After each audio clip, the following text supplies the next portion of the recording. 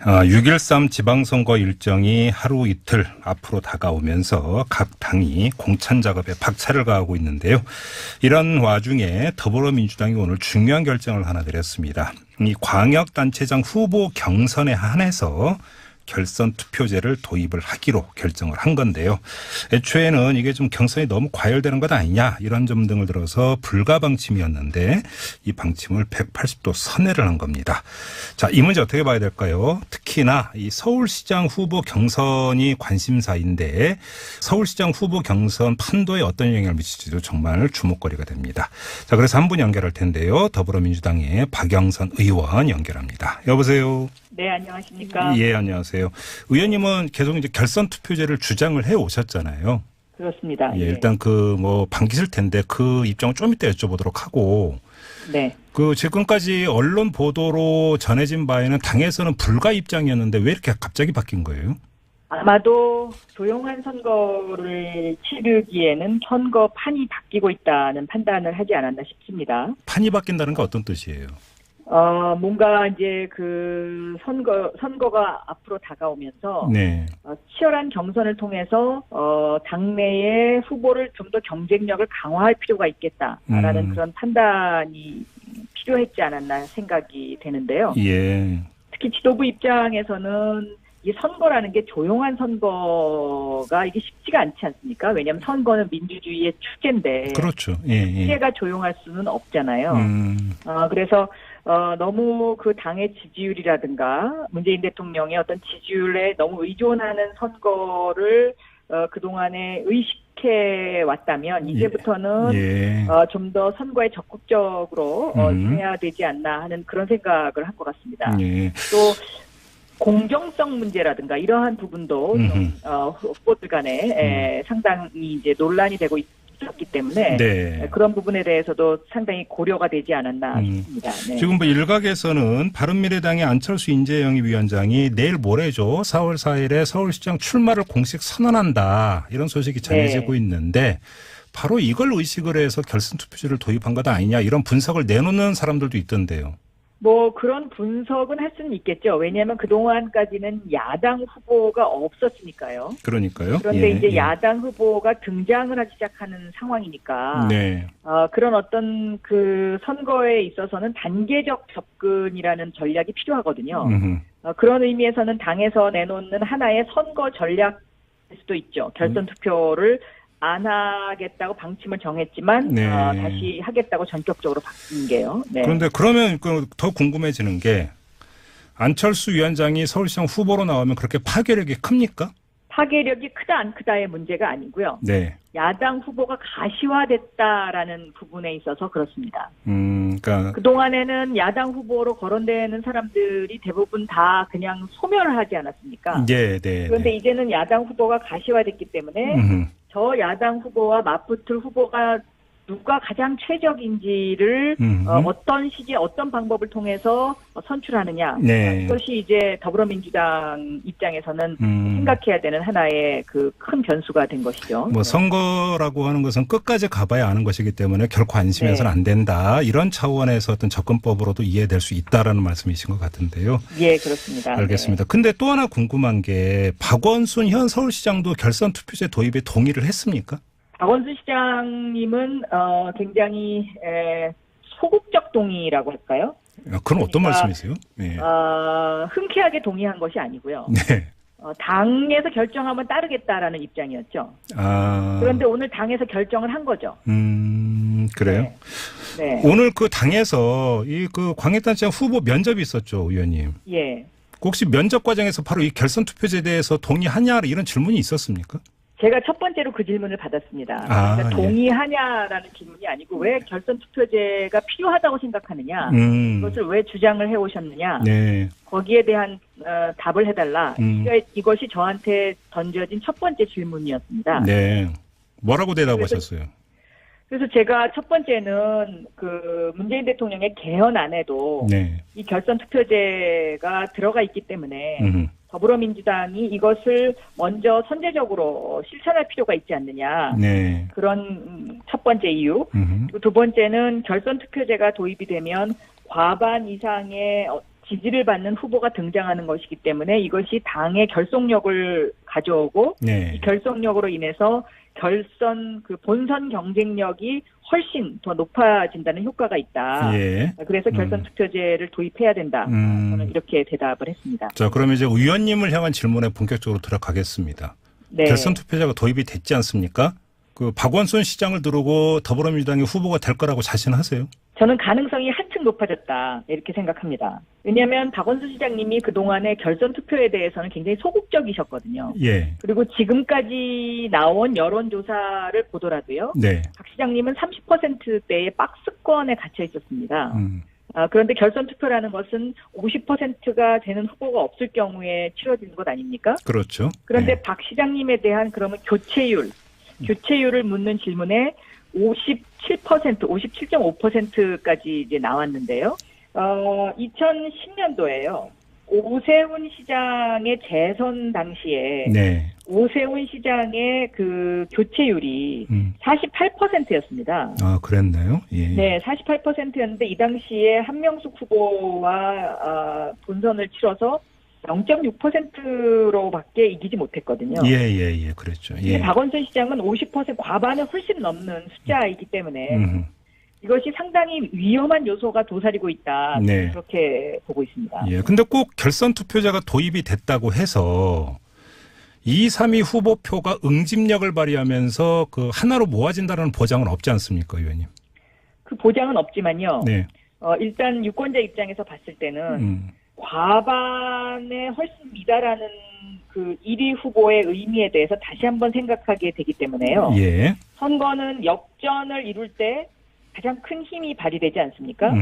그런 차원에서는 저는 굉장히 이것이 역동성을 가져올 수 있다라고 생각합니다. 자, 그러면 그 지금까지 여론조사 추세를 가지고 드리는 질문인데요. 네. 그럼 의원님과 우상호 의원이 만약에 결선 투표가 실시가 되는 상황이 연출이 된다면 충분히 의기투합할 수 있을 만큼의 공통분모는 있다고 보세요?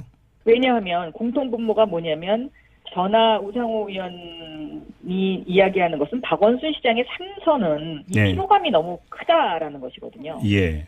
그리고 박원순 시장의 삼선은 대권 도전용이기 때문에 서울 시민 입장에서 봤을 때도 네. 삼선 서울시장이 줄 수 있는 어떤 서울의 발전 전략과는 이것이 상당히 어긋날 수 있다라는 것이고요. 네. 그리고 문재인 정권 입장에서 봤을 때는 문재인 정권의 최대 이제 앞으로의 어떤 우리가 해야 될 일이 정권 재창출 아닙니까? 네. 그런데 정권 재창출을 해야 하는 그런 입장에서 봤을 때 2022년에는 네. 대선과 서울시장 선거가 동시에 치러지는 해입니다. 네. 그래서 대권을 염두에 둔 후보는 사실상 이번에 3선을 출마한다는 것이 좀 제가 보기에는 무리수다 이렇게 보고 있습니다. 그러면 의원님은 지금 그 차기 대선은 전혀 염두에 두고 있지 않다로 바로 해석해도 맞습니다. 되는 거죠? 네. 그러면 만약에 저 박원순 현 서울시장이 뭐 그게 포기든 아니면 예를 들어서 뭐 그 경선에서 떨어지는 경우라고 가정을 하든지 간에 그럼 네. 박원순 현 서울시장은 뭐를 해야 될까요, 의원님? 같은 당원으로서 어떻게 조언해 주시겠습니까? 저는 이미 한번 조언을 드렸습니다. 박원순 시장께. 아, 어떤 조언이었습니까? 만약에 예. 대권의 생각이 있으시다면 네. 지금까지 서울시장을 잘 마무리하시고 그리고 차분하게 대권을 준비하시는 것이 그것이 저는 정석이다. 그리고 문재인 대통령도 그러한 길을 걸어오셨다. 네. 저는 그런 이야기를 이미 드린 바가 있습니다. 알겠습니다. 앞서 그 박원순 시장 교체율도 말씀을 하셨고 박원순 시장에 대한 피로감도 말씀을 하셨는데 네. 자, 그러면 서울 시민이 박원순 서울시장에 대해서 갖고 있는 그 정서의 요체, 핵심을 뭐라고 지금 읽고 계시는 거예요? 박원순 시장에 대해서 현장에서 실제로 가서 보면 네. 여론조사하고는 달리 굉장히 그 힘내라는 응원들을 많이 하십니다.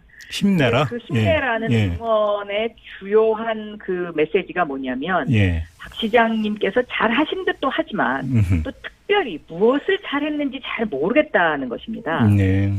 그러니까 예를 들면 저는 지금 이제 현재 서울의 그 커다란 현안으로 대두되고 있는 미세먼지 문제라든가 네네. 또 어제부터 문제가 되고 있는 쓰레기 대란 문제라든가 이러한 것들이 다 예측 가능한 것들이었거든요. 네네. 그런데 이 예측 가능한 것들에 대해서 너무 그 대응을 그동안에 소홀히 미온적으로 하셨다라는 생각이 들고요. 네네. 이 미세먼지 문제라든가 쓰레기 문제와 같은 것들은 엄마의 마음으로 생각했을 때는 네. 굉장히 이것이 걱정거리를 많이 낳는 문제들이기 때문에 저는 이것은 반드시 시장으로서는 해결해야 되는 문제다라고 알겠습니다. 보고 있습니다. 이런 네. 어떤 서울시정과 관련한 어떤 정책 문제는 저희가 따로 한번 인터뷰 자리를 마련을 하도록 하겠습니다. 그래서 오늘은 뭐 더 구체적으로 여쭤보지 않도록 하겠는데요. 네. 이 점은 어떻게 보세요? 다른 당 서울시장 후보로 거론되고 있는 안철수 위원장이나 자유한국당 네. 같은 경우는 김문수 전 경기지사를 전략 공천하는 방안을 검토하고 있다는 보도도 있는데 네. 이런 분들의 경쟁력이나 이런 것들을 어떻게 평가하십니까? 저는 안철수 후보는 이명박 대통령 시절에 포스코 이사를 하신 부분에 대해서 네. 여기에 대한 명확한 설명이 있어야 된다고 생각을 하고요. 근데 이미 제기됐던 문제 아닙니까? 그 문제는? 아무리 제기됐어도 여기에 대해서 아직까지 본인의 직접적인 설명을 들은 적은 없지요. 아, 그런가요? 예, 예. 네. 예. 김문수 전 경기도지사는 태극기 집회에 나가셨던 분 아닙니까? 네. 그러면 결과적으로 이것은 박근혜 대통령의 탄핵에 대해서 반대하셨던 분이기 때문에 예. 이것은 시대 정신과 저는 맞지 않는다. 저는 이렇게 생각합니다. 알겠습니다. 그러면 그 안철수 위원장의 포스코 사회이사 경력이 서울시장 후보로 나서는 데 있어서 중요하게 문제가 될 만큼 어떤 게 흠결이라고 보시는 거예요, 의원님?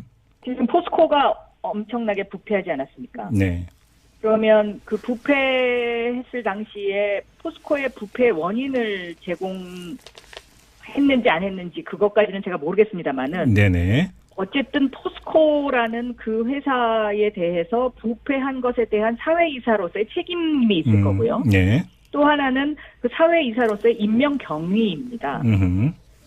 왜냐하면 그 당시에 포스코는 이명박 대통령 측에서 어떠한 재가가 없이는 이사를 하기 힘들었던 시절이거든요. 예. 그렇기 때문에 이명박 대통령과의 어떤 관계라든가 이러한 부분에 있어서 저는 좀 명확한 해명이 필요하지 않나. 그러면 임명경위와 관련해서는 막연한 추정이십니까? 아니면 나름의 근거를 갖고 하시는 말씀이십니까? 들은 이야기가 있습니다. 들은 이야기가 있는데 네. 그 들은 이야기를 제가 확인해보지는 않았습니다. 그래요? 네. 알겠습니다. 좀 더 만약에 구체화된다고 그래서 이야기할 수 있다면 저희하고 다시 한번 인터뷰를 부탁드리도록 하고요. 지금 이거는 사실은 의원님의 일방적인 주장일 수 있기 때문에 저희가 안철수 그렇죠. 위원장에게도 이미 지금 인터뷰 요청이 들어가 있는 상황인데 만약에 인터뷰가 한번 이것을 질문해서 답변을 어떻게 하시는지 네네. 좀 들어보실 필요도 있다 네. 저는 생각합니다. 인터뷰가 성사된다면 당연히 반론 기회를 드려야 되는 문제라고 네. 생각을 하고요. 짧게 네. 하나만 더 여쭤보겠습니다. 별건인데요. 그 김기식 전 의원이 오늘 금융감독원장에 취임을 했는데 네. 야당에서는 상당히 반발을 하고 있습니다. 진짜 자격이 없다라는 문제 하나. 그다음에 김기식 전 의원이 소장으로 있던 연구소에서 어찌보면 관련 기관의 그 직원, 임직원들을 대상으로 고액의 강연을 가진 것 자체도 문제 아니냐. 이 점을 제기하고 있는데 의원님은 어떻게 보세요? 저는 야당이 반발하는 것은 그만큼 김기식 금융감독원장이 무섭기 때문이다라고 생각합니다. 무서워서? 어떤 네. 뜻입니까? 그 왜냐하면 뜻은? 제가 원내대표 시절에 네. 김기식 의원을 정무위 간사를 임명을 했었습니다. 네네네. 그때가 이제 초선 의원임에도 불구하고 임명을 했었는데 예. 그때 일을 하시는 것을 보니까 굉장히 그 금융 쪽에 그 저승사자라는 이야기를 들을 정도로 굉장히 정확하고 핀포인트를 잘 하시더라고요. 네. 그러니까 그만큼의 전문가를 찾기가 저는 쉽지 않았다라고 생각합니다. 그러면 지금 금융감독원장이 되어가지고 금융개혁뿐만 아니라 나아가서는 재벌개혁, 뭐 소유구조와 관련된 이 부분에 있어서 드라이브를 걸 수 있는 적임자다 이렇게 평가하시는 겁니까? 저는 드라이브도 걸 수 있지만 네. 또 상당히 그 분야의 전문가이기 때문에 네. 조정 역할도 잘할 것이다 이렇게 생각합니다. 알겠습니다. 자, 마무리하기 전에 조금 전에 그 말씀하셨던 여론조사 그 개요를 잠깐 말씀을 드려야 되는데요. SBS가 여론조사 기관 칸타퍼블릭에 의뢰해서 실시한 조사입니다. 지난 2월 11일부터 14일까지 서울의 성인 남녀 807명을 대상으로 전화 면접 방식으로 실시된 조사인데요. 응답률은 17.4%였고요. 표본 오차는 95% 신뢰 수준의 플러스 마이너스 3.4%였습니다. 자세한 사항은 중앙선거 여론조사 심의위원회 홈페이지를 참조하시면 되고요. 의원님 다음에 여론조사 인용해 주실 때는 꼭 좀 참고해 주십시오.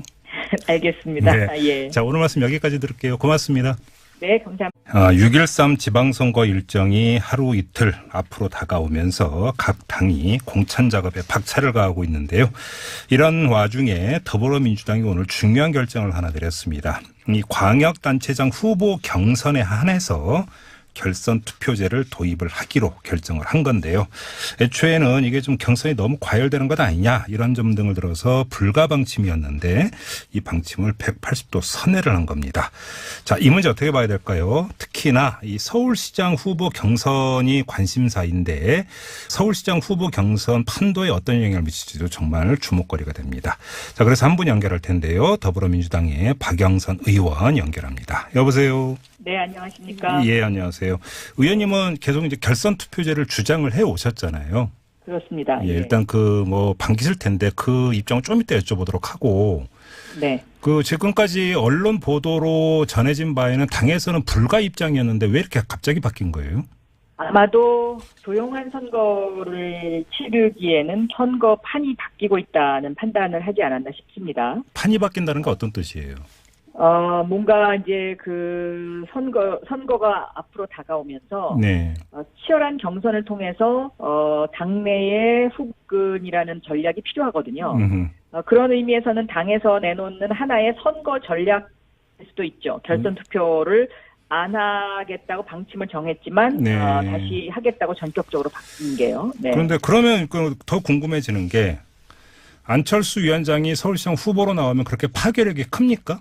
파괴력이 크다 안 크다의 문제가 아니고요. 네. 야당 후보가 가시화됐다라는 부분에 있어서 그렇습니다. 그러니까 그동안에는 야당 후보로 거론되는 사람들이 대부분 다 그냥 소멸을 하지 않았습니까? 네. 그런데 이제는 야당 후보가 가시화됐기 때문에 저 야당 후보와 맞붙을 후보가 누가 가장 최적인지를 어떤 시기에 어떤 방법을 통해서 선출하느냐. 네. 그것이 이제 더불어민주당 입장에서는 생각해야 되는 하나의 큰 변수가 된 것이죠. 선거라고 하는 것은 끝까지 가봐야 아는 것이기 때문에 결코 안심해서는 안 된다. 이런 차원에서 어떤 접근법으로도 이해될 수 있다라는 말씀이신 것 같은데요. 예, 그렇습니다. 알겠습니다. 근데 또 하나 궁금한 게 박원순 현 서울시장도 결선 투표제 도입에 동의를 했습니까? 박원순 시장님은 굉장히 소극적 동의라고 할까요? 그건 어떤 말씀이세요? 네. 흔쾌하게 동의한 것이 아니고요. 네. 당에서 결정하면 그거를 좀 더 경쟁력을 강화할 필요가 있겠다라는 그런 판단이 필요했지 않았나 생각이 되는데요. 예. 특히 지도부 입장에서는 이 선거라는 게 조용한 선거가 이게 쉽지가 않지 않습니까? 왜냐하면 선거는 민주주의의 축제인데. 그렇죠. 예. 축제가 조용할 수는 없잖아요. 그래서 너무 그 당의 지지율이라든가 문재인 대통령의 어떤 지지율에 너무 의존하는 선거를 그동안에 의식해 왔다면 이제부터는 좀 더 선거에 적극적으로 해야 되지 않나 하는 그런 생각을 한 것 같습니다. 예. 또 공정성 문제라든가 이러한 부분도 후보들 간에 상당히 이제 논란이 되고 있었기 때문에 그런 부분에 대해서도 상당히 고려가 되지 않았나 싶습니다. 네. 지금 일각에서는 바른미래당의 안철수 인재영입위원장이 내일 모레죠. 4월 4일에 서울시장 출마를 공식 선언한다. 이런 소식이 전해지고 있는데 바로 이걸 의식을 해서 결선 투표제를 도입한 것 아니냐 이런 분석을 내놓는 사람들도 있던데요. 그런 분석은 할 수는 있겠죠. 왜냐하면 그동안까지는 야당 후보가 없었으니까요. 그러니까요. 그런데 이제 야당 후보가 등장을 하기 시작하는 상황이니까. 네. 그런 어떤 선거에 있어서는 단계적 하세요. 저는 가능성이 한층 높아졌다 이렇게 생각합니다. 왜냐하면 박원순 시장님이 그동안의 결선 투표에 대해서는 굉장히 소극적이셨거든요. 예. 그리고 지금까지 나온 여론조사를 보더라도요. 네. 박 시장님은 30%대의 박스권에 갇혀 있었습니다. 그런데 결선 투표라는 것은 50%가 되는 후보가 없을 경우에 치러지는 것 아닙니까? 그렇죠. 그런데 박 시장님에 대한 그러면 교체율을 묻는 질문에 57.5%까지 이제 나왔는데요. 2010년도에요. 오세훈 시장의 재선 당시에 네. 오세훈 시장의 그 교체율이 48%였습니다. 아, 그랬나요? 예. 네, 48%였는데 이 당시에 한명숙 후보와 본선을 치러서 0.6%로밖에 이기지 못했거든요. 예, 그랬죠. 예. 박원순 시장은 50% 과반을 훨씬 넘는 숫자이기 때문에 이것이 상당히 위험한 요소가 도사리고 있다. 네. 그렇게 보고 있습니다. 예. 근데 꼭 결선 투표제가 도입이 됐다고 해서 2, 3위 후보표가 응집력을 발휘하면서 그 하나로 모아진다는 보장은 없지 않습니까, 의원님? 그 보장은 없지만요. 네. 일단 유권자 입장에서 봤을 때는 과반에 따르겠다라는 입장이었죠. 아. 그런데 오늘 당에서 결정을 한 거죠. 그래요? 네. 오늘 그 당에서 이 그 광역단체 후보 면접이 있었죠, 의원님. 예. 혹시 면접 과정에서 바로 이 결선 투표제에 대해서 동의하냐 이런 질문이 있었습니까? 제가 첫 번째로 그 질문을 받았습니다. 아, 그러니까 예. 동의하냐라는 질문이 아니고 왜 결선 투표제가 필요하다고 생각하느냐, 그것을 왜 주장을 해오셨느냐, 네. 거기에 대한 답을 해달라. 이것이 저한테 던져진 첫 번째 질문이었습니다. 네. 뭐라고 대답하셨어요? 그래서 제가 첫 번째는 그 문재인 대통령의 개헌안에도 네. 이 결선 투표제가 들어가 있기 때문에 더불어민주당이 이것을 먼저 선제적으로 실천할 필요가 있지 않느냐. 네. 그런 첫 번째 이유. 그리고 두 번째는 결선 투표제가 도입이 되면 과반 이상의 지지를 받는 후보가 등장하는 것이기 때문에 이것이 당의 결속력을 가져오고 네. 이 결속력으로 인해서 결선 그 본선 경쟁력이 훨씬 더 높아진다는 효과가 있다. 예. 그래서 결선 투표제를 도입해야 된다. 저는 이렇게 대답을 했습니다. 자, 그러면 이제 의원님을 향한 질문에 본격적으로 들어가겠습니다. 네. 결선 투표제가 도입이 됐지 않습니까? 그 박원순 시장을 두르고 더불어민주당의 후보가 될 거라고 자신